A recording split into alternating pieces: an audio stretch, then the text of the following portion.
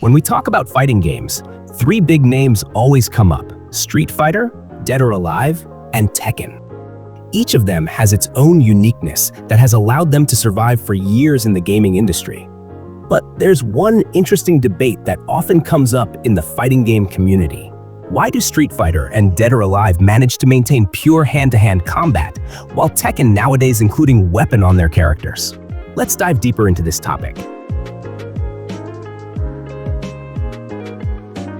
Street Fighter and Dead or Alive were originally designed as games that showcase hand-to-hand combat based on real martial arts techniques. Street Fighter, for example, has long introduced various iconic martial arts styles from Ansatsuken, used by Ryu and Ken, and Kung Fu from Chun-Li.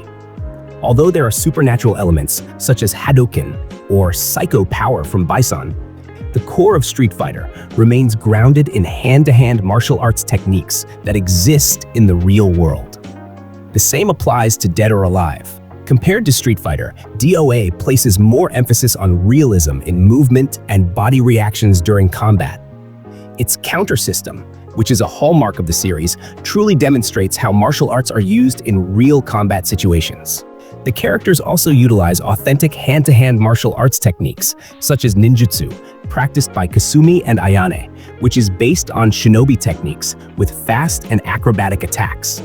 There is also Mila, an MMA, mixed martial arts fighter, who relies on realistic striking and grappling techniques, similar to professional UFC athletes in the real world.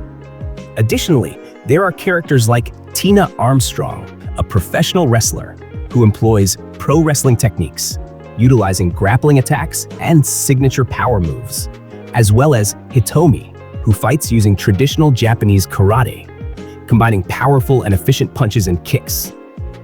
Their fighting styles are not just flashy animations, but are strongly rooted in real hand-to-hand martial arts. Even though both games still feature some characters with abilities beyond normal human limits, such as Akuma in Street Fighter, who can destroy mountains, or Raidu, who can generate electrical energy, the majority of their characters remain grounded in realistic hand-to-hand martial arts techniques.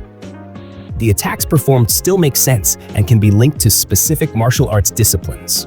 This is what makes Street Fighter and Dead or Alive recognized as purer hand-to-hand fighting games. So, even though Street Fighter and Dead or Alive occasionally introduce supernatural or fictional elements, they have never truly abandoned the concept of hand-to-hand martial arts combat. Unlike Tekken, which has gradually become filled with characters using weapons, these two games remain consistent in delivering grounded, realistic fights that stay true to actual martial arts techniques. One of the main weaknesses of Street Fighter and Dead or Alive lies in their story mode, which is less compelling or engaging compared to other fighting games. Although both games provide fairly deep character backstories, their presentation often feels unstructured or fails to deliver a truly immersive narrative experience for players. In Street Fighter, the story is often conveyed through brief cutscenes at the beginning and end of each character's playthrough, which sometimes feel too simplistic or even disjointed. Despite efforts to improve this aspect, such as in Street Fighter V, which introduced a more cinematic story mode, many players still feel that the narrative lacks emotional depth and does not meet expectations. Characters like Ryu, Chun-Li, and Bison have intriguing backstories, but their execution often feels more like a series of disconnected events, rather than a well-integrated storyline. On the other hand, Dead or Alive faces similar issues. Although the franchise has a rich lore involving the conflict between the Mugen Tenshin Ninja Clan, Doetek, and human experimentation, the story mode in the games often feels underdeveloped, lacking strong character development. Some entries in the series, such as Dead or Alive 5 and 6, attempted to introduce more interactive story mode, but the frequent timeline jumps and shallow narrative presentation made it difficult for players to fully connect with the characters and their struggles. When compared to other fighting games like Mortal Kombat or Tekken, which have successfully built stronger and more cinematic story modes, Street Fighter and Dead or Alive still lag behind in storytelling, While their gameplay remains solid and highly regarded within the fighting game genre, their lack of a focused story experience makes the overall gameplay feel more combat-oriented, rather than allowing players to deeply explore the world and conflicts within it.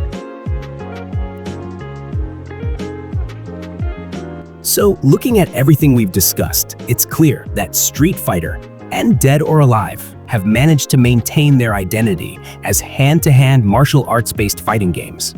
Even though they incorporate some supernatural or fantasy elements, they still stay true to real martial arts techniques that exist in the real world. But in the end, it all comes down to player preference. What do you guys think? Do you prefer the realistic fighting style of Street Fighter and Dead or Alive? Or do you enjoy the creative freedom of Tekken more? Drop your thoughts in the comments. Don't forget to like, share, and subscribe so you don't miss out on more awesome fighting game content. See you in the next video.